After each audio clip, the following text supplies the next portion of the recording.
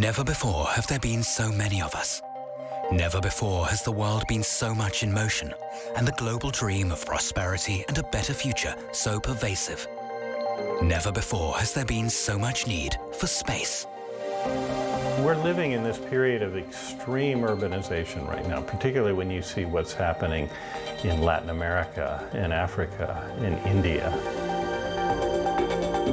Wir müssen in Afrika in den nächsten 15 bis 20 Jahren so viele Gebäude errichten, wie Europa in den letzten 200 Jahren errichtet hat. Das ist unvorstellbar viel. Wir müssen verdichten mit einem menschlichen Maßstab. Wir dürfen den nicht vergessen. The biggest problem that we are facing are the issues of division, the issues that come out of inequity. Alors qu'en fait, on doit anticiper le monde de demain et on doit aider le monde pour demain.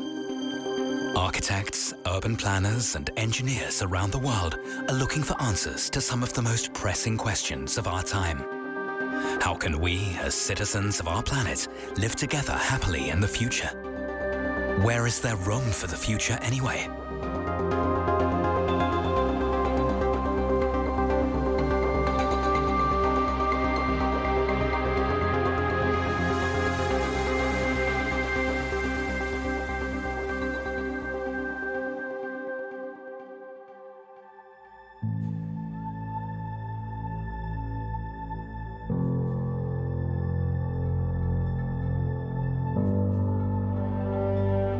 The question of how, and above all, where we will live in the future, inevitably leads us here, to the city. It encapsulates the modern world and all our conceptions of modern life. It is where some of our greatest success stories begin, where new opportunities await. It's a place of longing, made of steel, concrete, and glass. I think the attraction of cities is manifold. The history of cities is about managing the surplus from the countryside. So when agriculture surplus existed, markets were set up. And then when that became a more regular phenomena, at whichever stage of their history, people began to settle. It was always a place that had opportunity because it meant the wealth got concentrated there. It meant that one service led to another and more job opportunities existed. But really, cities are condensers. Cities are where you can gain anonymity. Cities are where you don't carry the baggage of any social dislocations that you might have experienced. Cities allow you to feel like you can start again from scratch on an equal footing.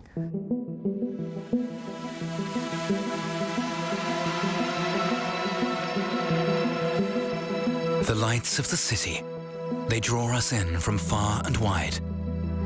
Even today, more than half of us live in urban areas. By 2050, it will be almost 70%.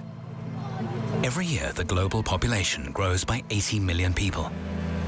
The issue of overpopulation is, first and foremost, an urban problem. When many people dream of the same place, the space for dreaming becomes scarce.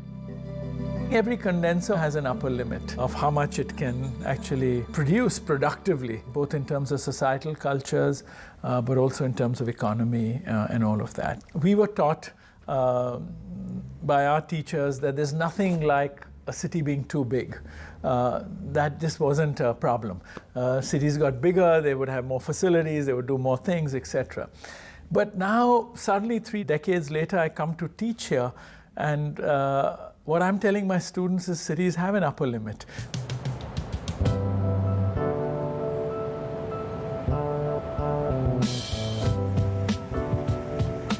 Boston, Massachusetts, one of the oldest cities in the United States.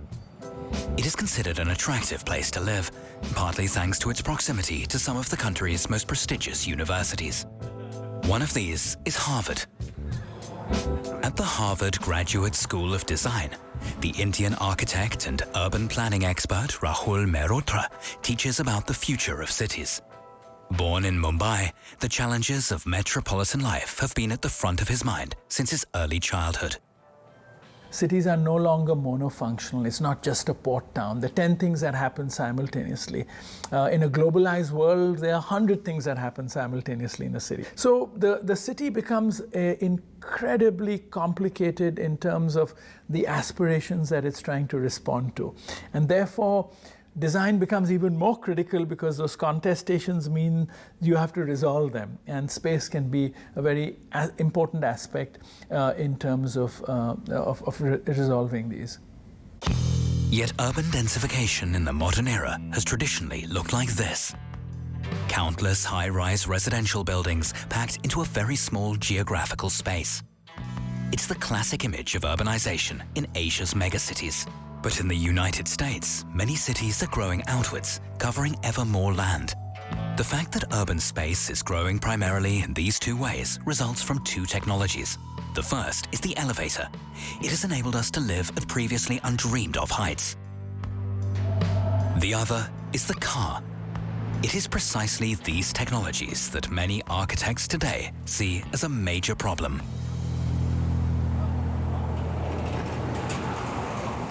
Das Auto und der Aufzug sind zwei Mobilitätstechnologien, sind über 100 Jahre alt, sind beides sozusagen Menschenvereinzelungsanlagen. Wenn wir uns Los Angeles angucken, das ist so die Ikone der Autostadt. Das heißt, sie ist extrem flach gebaut, extrem weitläufig gebaut. Das heißt, wir vereinzeln Menschen so weit wie möglich. Wir trennen Menschen sehr extrem voneinander und verbrauchen dafür eine Menge Sprit und am Ende produzieren wir sehr viel CO2 und andere Schadstoffe. Die andere extreme Form ist die Idee der vertikalen Aufzugsstadt. Wenn wir jetzt zum Beispiel nach Hongkong schauen, wo es um die 15 Quadratmeter Wohnfläche im Schnitt ist, für mich ist das Bild aus Matrix, wo Neo aufwacht und irgendwie den Stöpsel zieht und eigentlich wir denken, das ist Science Fiction. Ich glaube, das ist eigentlich Documentary. Wir sind ja schon fast da. Und das angetrieben eben durch so eine Technologie wie Aufzug, die sagt, ich kann Raum stapeln und kann Menschen darin wie so Hühnereier quasi ausbrüten lassen. Das führt eben zu einer gewissen sozialen Verarmung. Das sind festgefahrene Denkstrukturen, wie Stadt zu sein hat, die wir, glaube ich, aufbrechen müssen. Bei Planern, bei Investoren, bei Politikern, ich glaube, auf allen Ebenen müssen wir da mal statt neu denken, erstmal fängt vor allem im Kopf an.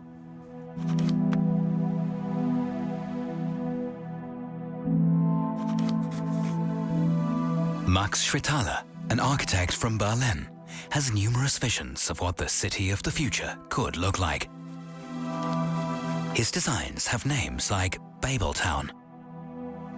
Instead of showing individual buildings, they show entire neighborhoods, parts of a city that appear lifted straight from the set of a science fiction movie.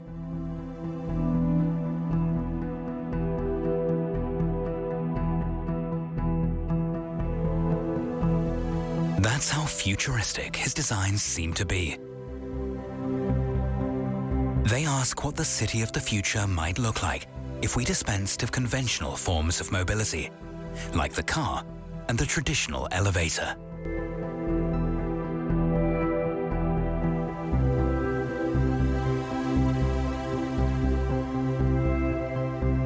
Das sind zum Teil provokante Bilder, die vielleicht auf den ersten Blick utopisch aussehen, aber an denen gar nichts utopisch ist. Babeltown war einfach die Überlegung, wie eine lineare Bewegung einer Tram oder einer Bahn eben in die spiralförmige übersetzt werden kann. Bei dem Village genauso, die Idee, was entsteht, wenn wir einen Schrägaufzug haben, eine Zickzackbewegung. Insofern ist immer die Bewegung durch den Raum ist für uns die Inspiration für den gebauten Raum. So, wie das auch bei einer Autostadt flach ist und wie es bei einer vertikalen Aufzugsstadt ist, quasi. Das ist genau dasselbe, nur andere Mobilitätstechnologien am Anfang quasi als Input.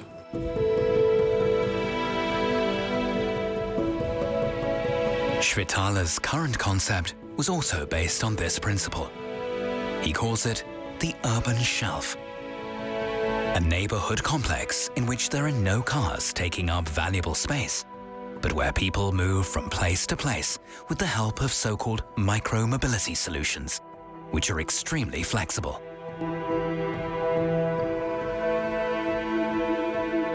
Also die Idee bei dem urbanen Regal ist zu sagen, wir denken erstmal nicht in fertige Architektur, sondern wir denken in Infrastruktur, die ein Zusammenleben in einer Nachbarschaft ermöglicht. Das ist erstmal die Grundstruktur, das ist Boden und Decke und das sind eben die Tragstruktur und das ist die nötige Infrastruktur von Wasser und Strom. Everything is built like a giant shelving system. Floors are stacked one on top of the other, with the shelves filled in between them. There are no individual buildings, but rather a single superordinate structure. Die Überlegung ist eben, dass diese Regalböden über Rampen zusammen erschlossen wird für E-Bikes, die dann eben locker den Berg hoch können. Laubengangerschließungen, das heißt, es ist auch ein öffentlicher Raum, der gestapelt ist. Und dazwischen können Wohnen, Arbeiten stattfinden. Das ist die Idee, dass es eben auch ein sehr flexibler Ausbau sein kann. Es ist nicht in Beton gegossen, sondern es kann eben sich über die Zeit verändern. Material, function, size. What happens between the shelves is completely flexible. Only the basic structure is built to last forever. There are no high-rise residential towers here or multi-lane highways. As glib as it may sound, Svitala has created his design with people in mind. Das urbane Regal sucht Antworten auf eine verdichtete Stadt der Zukunft, die eben dem menschlichen Maßstab auch gerecht wird. Hier entstehen Begegnungsflächen, die wir sonst in den Städten kaum mehr haben, eben nicht nur auf einer Ebene, sondern auch auf verschiedenen Ebenen. Wir können uns auf mehreren Ebenen tatsächlich begegnen und treffen. Und das ist, was wir glauben, was eben auch zu einer sozialen Nachhaltigkeit einer Stadt der Zukunft beiträgt und beitragen muss. Sozialer Austausch. Wir wollen uns begegnen. Wir gehen in die Stadt, um uns zu begegnen. Tempelhofer Feld in Berlin, formerly home to one of the city's airports. It is the largest open space in the German capital. This morning, Max Svitala has converted this space into an experimental laboratory. It is the first step in turning his design into reality. Via an app, a virtual map is created that makes the urban shelf a livable experience. All that's required is enough space and the right vehicle. Max's colleagues provide support during his test drive.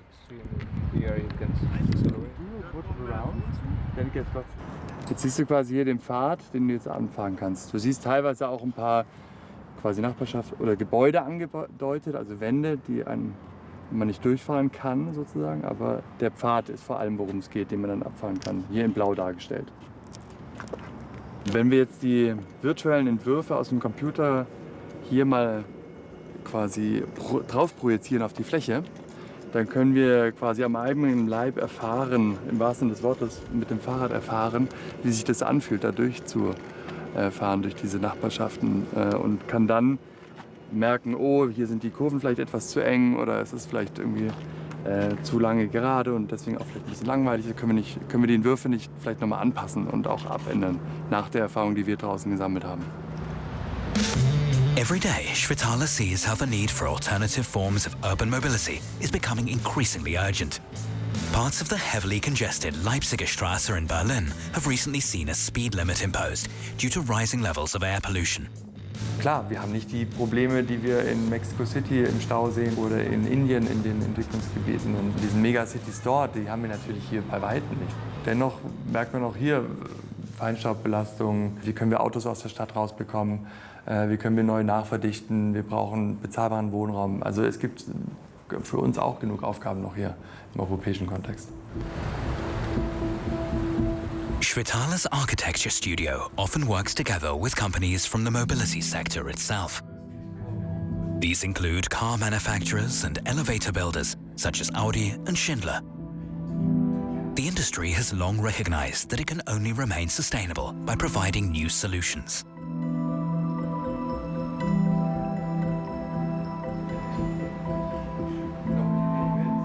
For Svitala and his colleagues, the future of our cities depends on our willingness to rethink established structures. The urban shelf frees itself from the idea of architecture as a design spectacle and instead offers a system-based solution. one that is individually adaptable to any location, to any social structure. Ich kann mir vorstellen, dass innerhalb dieses Regals gibt es Penthäuser, aber es gibt genauso auch bezahlbaren Wohnraum irgendwo da drin verortet. Wir haben das auch mal mit Studenten in Brasilien durchgedacht und haben festgestellt, dass es auch für den Ort total Sinn machen könnte, wenn man staatlich finanziert die Grundstruktur, die Infrastruktur herstellt und die Menschen dort dann selbst dieses urbane Regal, diese Nachbarschaft zu Ende bauen mit eigenen Händen, so wie das in der Favela heute schon tun, nur eben quasi innerhalb dieses Regals. Das ist so, was wir damit auch erreichen wollen, so eine gewisse Vielseitigkeit, so eine Diversität auch im Erscheinungsbild von diesen Lebensräumen. In Tübingen, in southern Germany, this dream may soon become a reality. The first urban shelf has just been created here. While not yet a fully fledged urban neighborhood offering micro-mobility transportation options, it will nonetheless provide space for people to meet and socialize. Students and refugees are intended to live here. Wir sollten das nicht im wahrsten Sinne verbauen, also mit diesen Architekturtypologien, die die Menschen trennt. Sondern ich glaube, wir sollten es anbieten. Wir sollten die Menschen nicht dazu zwingen, Teil der Nachbarschaft sein zu müssen, aber ich glaube, das Angebot sollten wir schaffen, weil wenn es darum geht, langfristig Städte für glückliche Städte zu bauen, dann, glaube ich, ist Nachbarschaft schon ein Maßstab, wo wir viel soziale Interaktion auch fördern können und die dazu beitragen kann.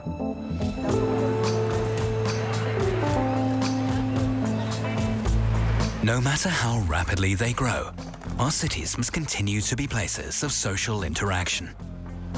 The strength of our communities is an important indication of how well we are able to live together.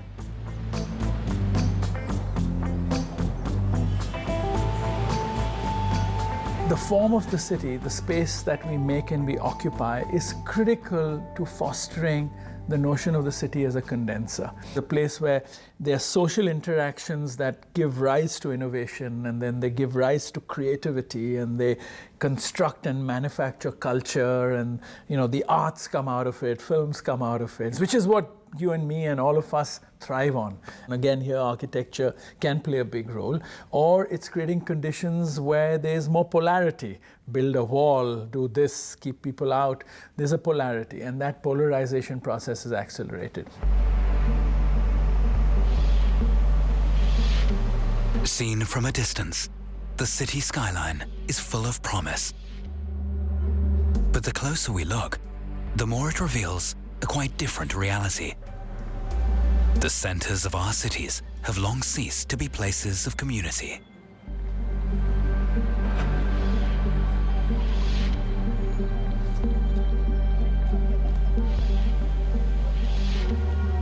In many parts of what are called global cities, of Shanghai, of Dubai, of New York and Manhattan and Hudson Yards, you have tall buildings huddled together with very few lights on in those apartments, because this is just speculative. People have invested from around the world, tons of apartments that just lie empty. 5 lights on a 30-story high apartment. So it's got no relation to people coming there. Its relationship is to the capital that has arrived there.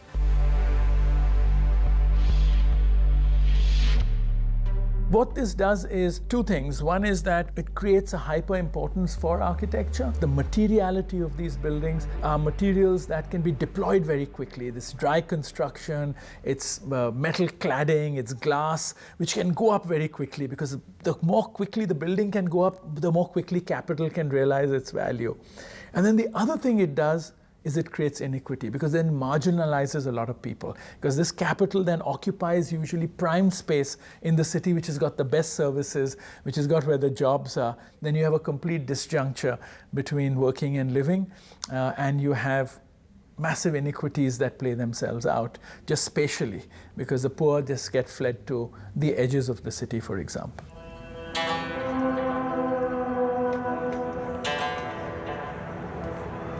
A glance at some of the world's largest cities show what, when taken to their extreme, such developments can lead to. From the favelas in Rio to the slums in Mumbai and New Delhi, more than 1 billion people live in so-called informal settlements today. This figure could triple by 2050.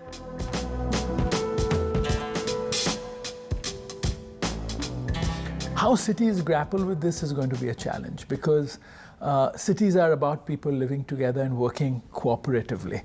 And if you can't live together in a city, you can't have a city. The system breaks down. You don't have to travel to the developing world to see what this looks like. This problem has long been part of Western societies as well. A stone's throw away from Harvard University is the Massachusetts Institute of Technology, known as MIT. More than 11,000 people study at this elite university, but they can't live here. While there are plenty of laboratories and offices available, there is nowhere for people to call home. The decision about land use is captured by international companies or real estate developers that want to maximize their returns. So as a result, in this neighborhood, we have no grocery store, there's no pharmacy, there's no daycare center except for MIT people, there's no healthcare facility. You would have to walk a long, long ways to be able to buy broccoli or a toothbrush. And very few people live here. I mean, what little housing is here is only for rich people. So at night it's completely dead here because it's not really a functioning community.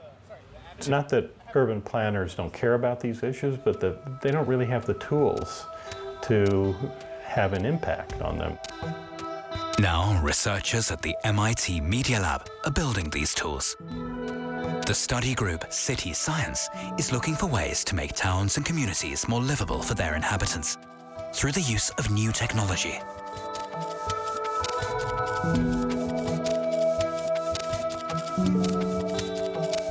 The group is led by Kent Larson. Previously an architect, he is now focused entirely on research. Social well-being. One of the applications of technology that we are most excited about is to reinvent the process using technology and the decisions about land use. Neighborhoods and entire cities can be simulated on one platform. What happens when new homes and offices are built? How does the flow of traffic change? How many inhabitants are too many? Which parts of the city are busy and at what times? This is Kendall Square, where MIT is. It's a 1 square kilometer district. MIT now has control of 14 acres, this area right here, and they are going to be developing this in the future. It's the last opportunity to turn Kendall Square into a real functioning community. So you can see most of the buildings here are represented by these codes. So O is office and R is residential. So then when we run our simulations, we're taking into account the mix of people of different demographic profiles that might live or work in each of these locations, and we can change those on the fly. The model has been fed with data sets that allow countless scenarios to be simulated and urban planning to be carried out in an interactive way. The idea is to be able to predict the consequences of planning decisions. The individual components of the model are like building blocks that can be exchanged, which has an effect on the entire neighborhood. Lego bricks are used to simulate the construction.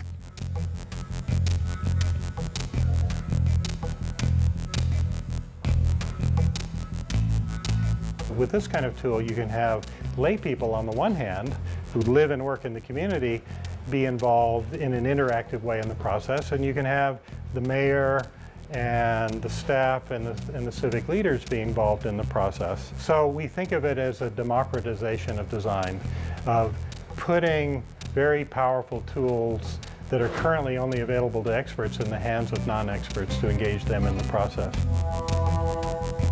This dialogue between urban planners, investors, politicians, and citizens is an attempt to meet the needs of those who actually live in the city.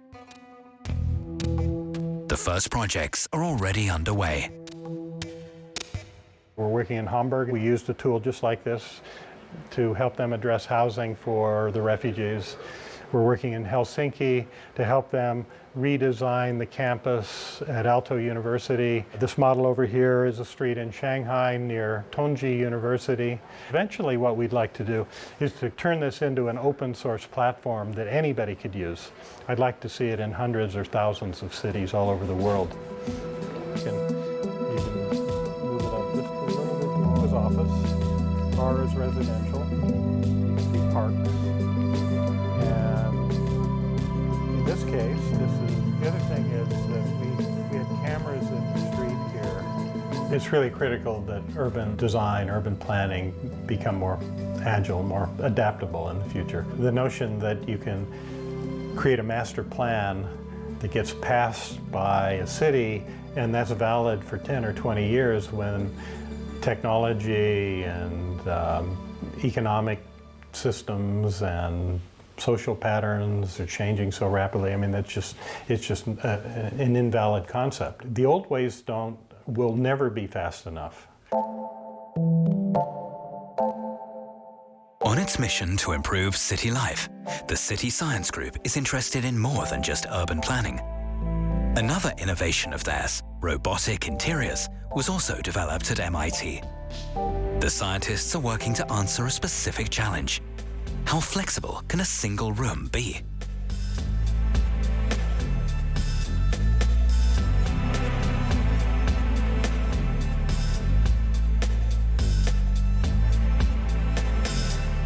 You go back to Roman times, we still design the same way.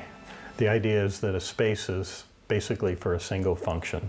You have a bedroom with a bed where you sleep, and a dining room with a dining table where you eat, and a living room with a couch where you entertain, and you end up with all these rooms. And as you begin to shrink the apartment, because there's no choice in the city because land is so expensive, that you get to the point where you can't have single function spaces.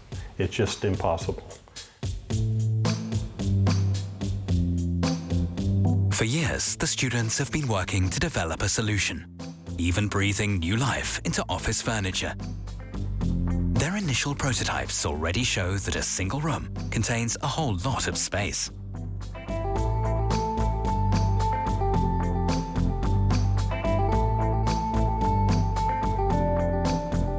By means of a light barrier and sensor, the living room turns into a bedroom, while the kitchen transforms into a bathroom.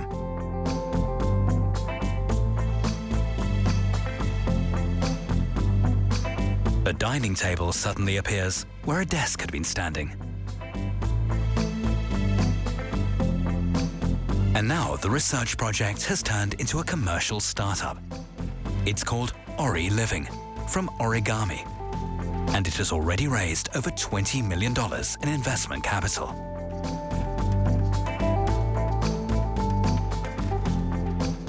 The transformation and the design of spaces with the appropriate technology allows you to configure the space in an effortless way for whatever function is at hand, and that's a very hard challenge, but you know, we're beginning to make that work. And I think that is the future. I'm totally convinced that in 10, 15 years, every apartment will have this in the city. Urban space is too valuable to be static. Innovations help us to overcome the challenges we will face in the future. And yet, when it comes to building, we are still not innovative enough to ensure we will even have a future. The urbanization of our planet has led to an insatiable appetite for new buildings. Worldwide, 4 million tons of cement are produced every year. The construction industry is therefore responsible for a significant proportion of greenhouse gas emissions and the use of precious raw materials. We are running out of resources. You know, as Buckminster Fuller said, we are on spaceship Earth. He wrote a book called A Manual for Spaceship Earth.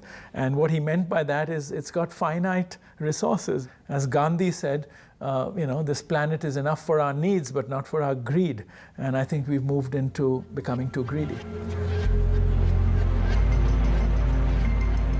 Es gibt auf der Welt heute so viel Bedarf an Baumaterialien. Um nur ein Beispiel zu geben, China hat in den letzten 3 Jahren viel mehr Zement verbraucht als Amerika in den letzten 100 Jahren.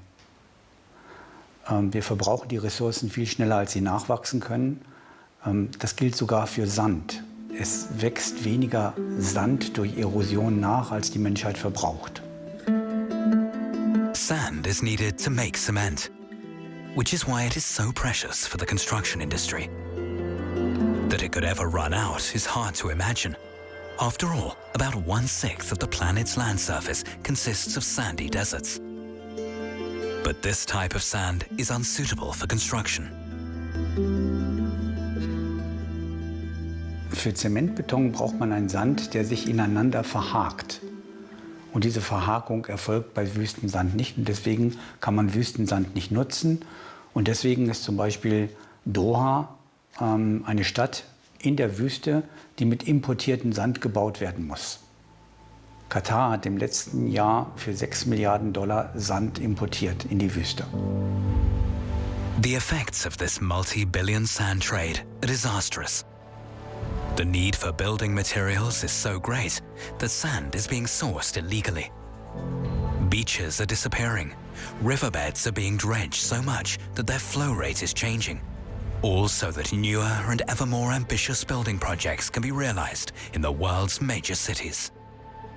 Wir müssen einfach umdenken. Wir müssen in die Richtung denken, dass dieser Planet der einzige ist, den wir haben. Und dass wir mit diesem Planeten noch weiter durch das Weltall reisen wollen. Und deswegen müssen wir uns Gedanken darüber machen, was wir mit den Ressourcen, die vorhanden sind, auch tun können. And in a small town in the German state of Thuringia, that is exactly what is happening. A new building material called polymer concrete has been created. These bricks could revolutionize the construction industry, as they are made largely of the raw material that has so far been unsuited to building: desert sand.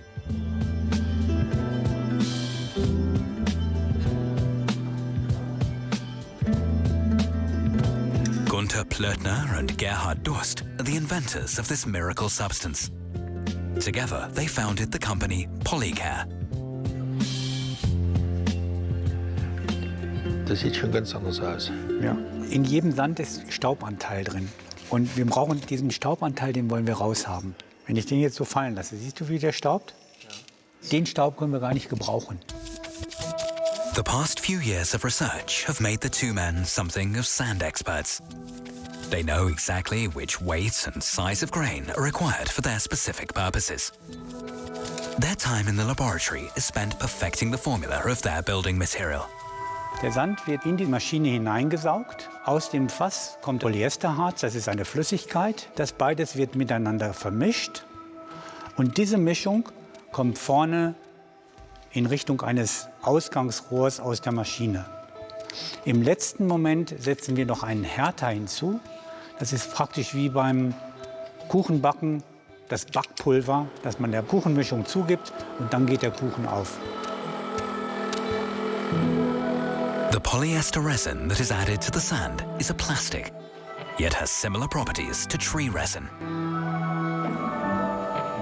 Dieses Polyesterharz benetzt den Sand und verklebt ihn miteinander. Spezialität bei uns ist, dass unser Polyesterharz zu 38% aus recycelten PET-Flaschen besteht. Und im Prinzip verkleben wir Wüstensand mit recycelten PET-Flaschen zu einem Baustoff, der quasi ewig hält. Der große Vorteil von Polymerbeton ist, wenn er einmal abgebunden ist, das heißt, wenn er einmal fest geworden ist, dann nimmt er nichts mehr auf und gibt nichts mehr ab an die Umwelt. It takes about 20 minutes for a brick made of polymer concrete to set. This is unbeatably fast compared to conventional concrete. And it has another clear advantage. The production process requires no water at all and generates significantly less CO2. The result, a Lego brick for adults that can be created quickly and, above all, easily. Die Grundidee zum Aufbau von Polycare kam nach einer Naturkatastrophe. Es gab im Jahr 2010 das schreckliche Erdbeben auf Haiti. Damals haben mein Kollege Gunther Plötner und ich uns nach dem Erdbeben zusammengesetzt und wir haben überlegt, was können wir tun? Was können wir tun, um Menschen zu befähigen, selber aufzubauen? Und das war so unsere Motivation, Polymerbeton mit kleinen Maschinen vor Ort herzustellen und daraus Lego-Steine zu machen, um die Idee zu verwirklichen. But first, the company is working in a completely different part of the world, Namibia. A place more in need of a revolutionary building material such as polymer concrete is hard to imagine. Not only are there vast amounts of desert sand, but the country also suffers from extreme drought. Gerhard Durst is continuously visiting Namibia to realize construction projects. The humanitarian intention behind the material has not been lost. Wenn man hier ist, kann man sich gar nicht vorstellen, dass es in anderen Teilen Afrikas ganz anders aussieht, dass es Überbevölkerung gibt, dass es drängende Wohnungsprobleme gibt. Hier ist alles noch weit und frei. So war mal der ganze Kontinent. Und die Probleme, die man heute in Lagos oder in Kairo sieht, die werden irgendwann auch hier ankommen. Auch hier gibt es Menschen, die in Blechhütten leben müssen, weil es nichts anderes gibt.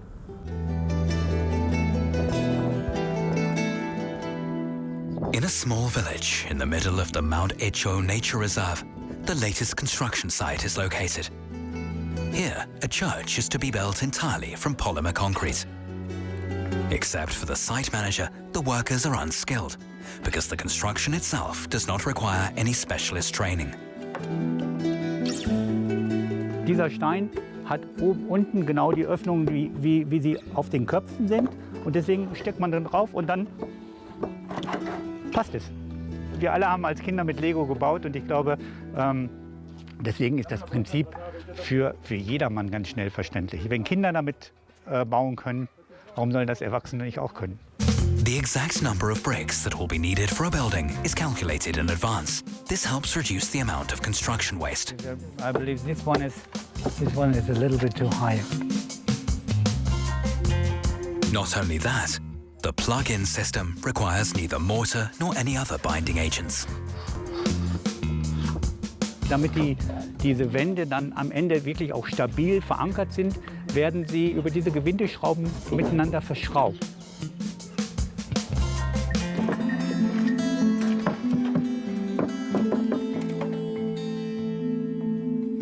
In just 5 hours, the entire facade is almost finished.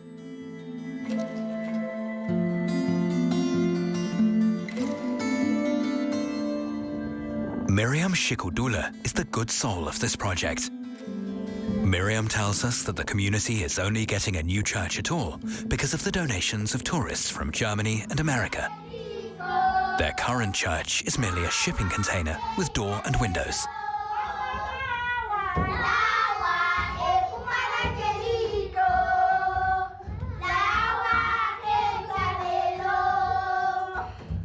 It's very small and it's very hot.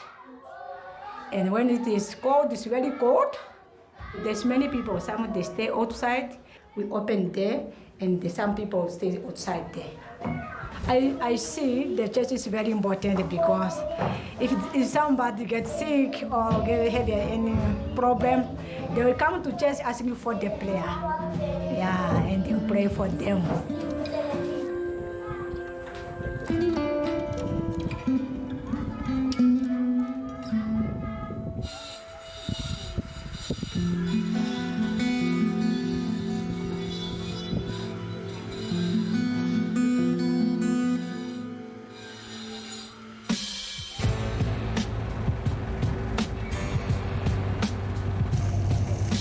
A few hundred kilometers further south, near the capital Windhoek, a new supply of building materials is being produced. For the past few months, the first polymer concrete bricks made directly in Namibia have been created here.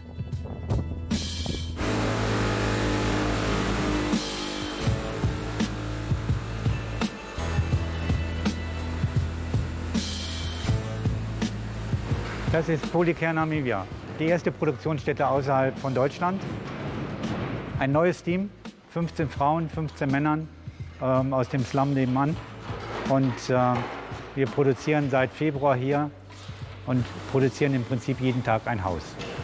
Wir sehen, wie aus Sand aus Namibia Steine werden, die anders aussehen als die wir in Deutschland produzieren, einfach weil der Sand ein bisschen anders ist. Wir sehen die Häuser, die hier entstehen. Wir sehen, wie die Leute in den Häusern leben und wie sich deren Leben verändert. Wir sehen das auch an den Mitarbeitern, wie sich deren Leben verändert. Also von daher ist das toll.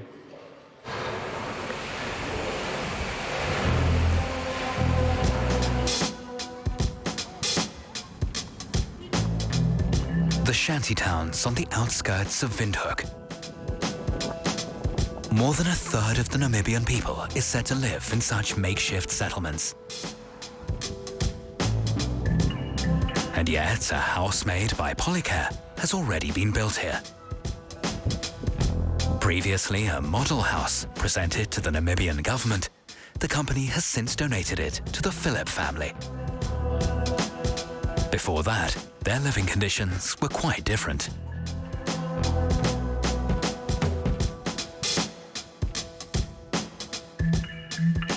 It was small, we didn't have a kitchen like this, so we mostly used to do our cooking outside the house. When the rain they will come, it's going straight inside. They destroy the TV, everything. It's not good house.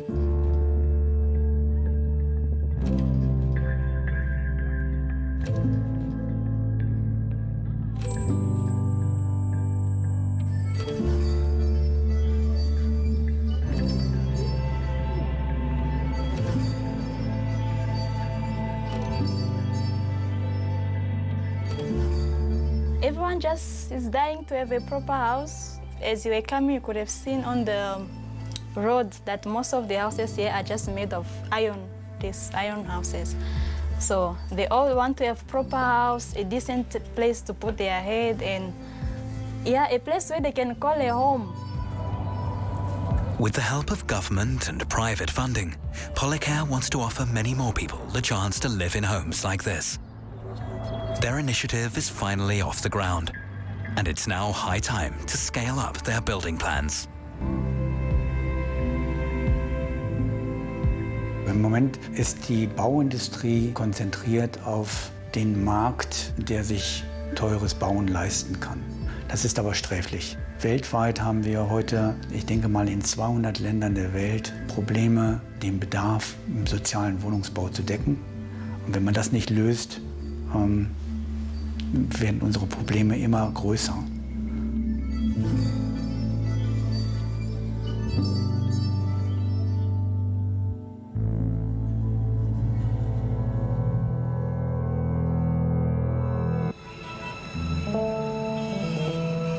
The challenges we will face tomorrow require new solutions and new ways of thinking, especially in the fields of planning and architecture. Paris. During its storied history, the city has produced many important architects and buildings. They have made the French capital one of Europe's most beautiful cities. Today, a new generation of architects is emerging. At the Confluence Institute, they are learning why architecture must open itself up in order to change the world.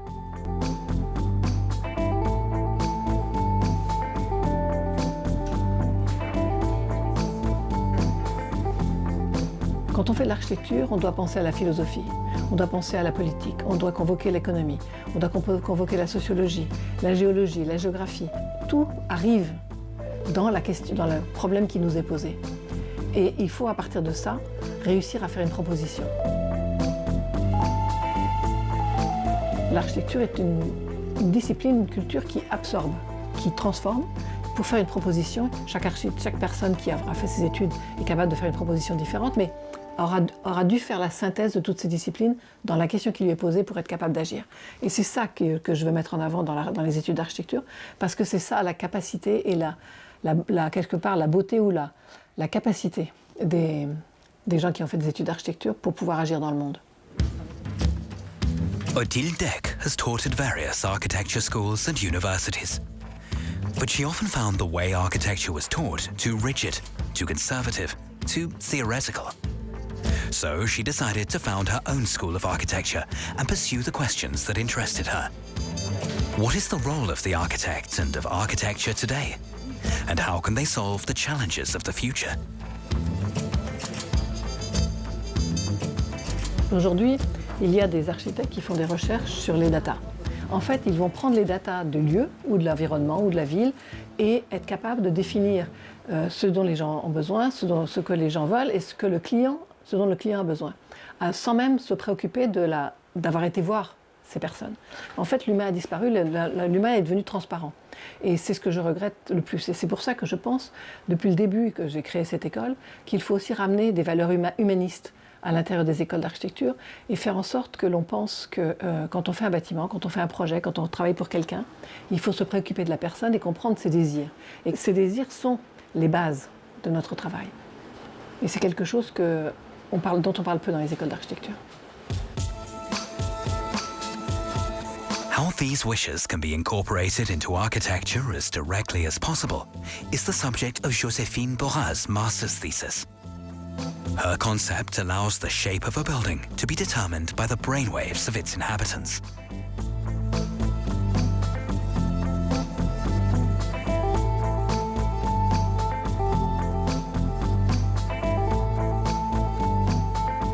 In Joséphine's thought experiment, the architecture even changes as the brainwaves change, thus reacting to the inhabitants' emotions and needs.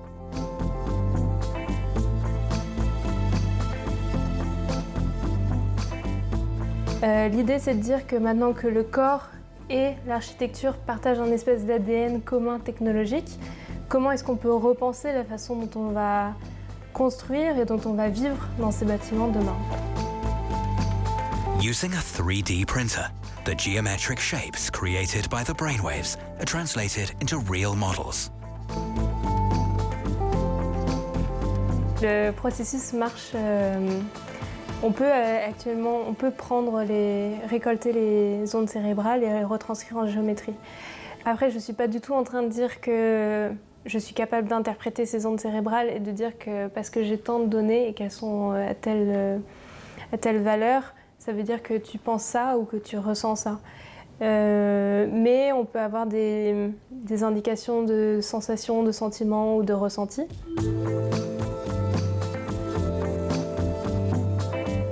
Je dirais que la finalité ultime de ce projet, c'était surtout de re-questionner quel va être notre rôle à nous, architectes, demain. C'est surtout de mettre en relation plusieurs disciplines et de pouvoir avoir des projets qui touchent pas seulement un aspect, mais plusieurs aspects d'un champ de discipline, que ça aille de la neuroscience à l'urbanisme. The students' designs could sometimes be mistaken for modern art.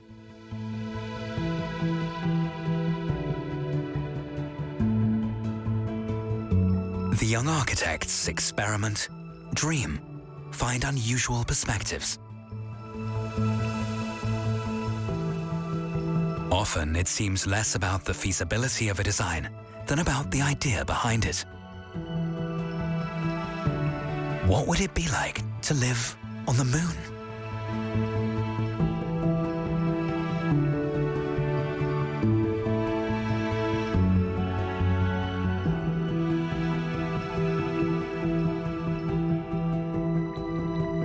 Si on considère que le métier d'architecte, c'est simplement appliquer des réglementations et faire des bâtiments qui sont conformes à la réglementation d'aujourd'hui, c'est sûr que le métier disparaît.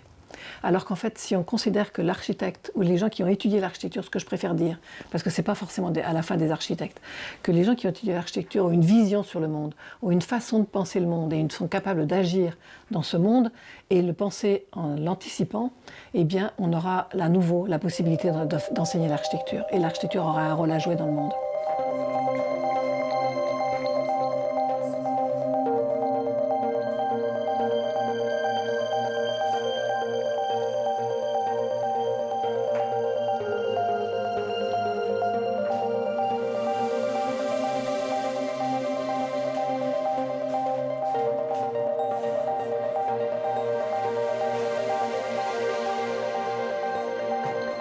Alors qu'en fait, on doit anticiper le monde de demain et on doit aider le monde pour demain.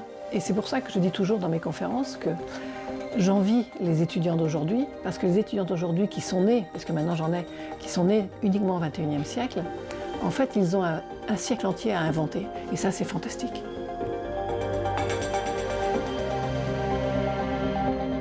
Designing how space will be used in the future has never been more important. It's a daunting task because so much is at stake. How and where we will live together in the future will not only be decided by architects, urban planners and engineers, but they can play their part in ensuring that this where and how will continue to exist at all.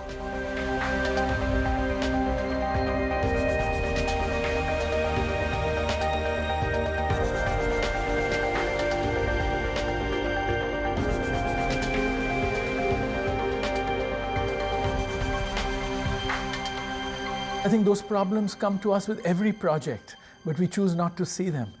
We choose to make architecture the autonomous object. We seem to take the brief only from the client while we also have the responsibility for society. We are responsible to our patron because they're supporting us, but we are responsible to society because we're going to make an implication for them.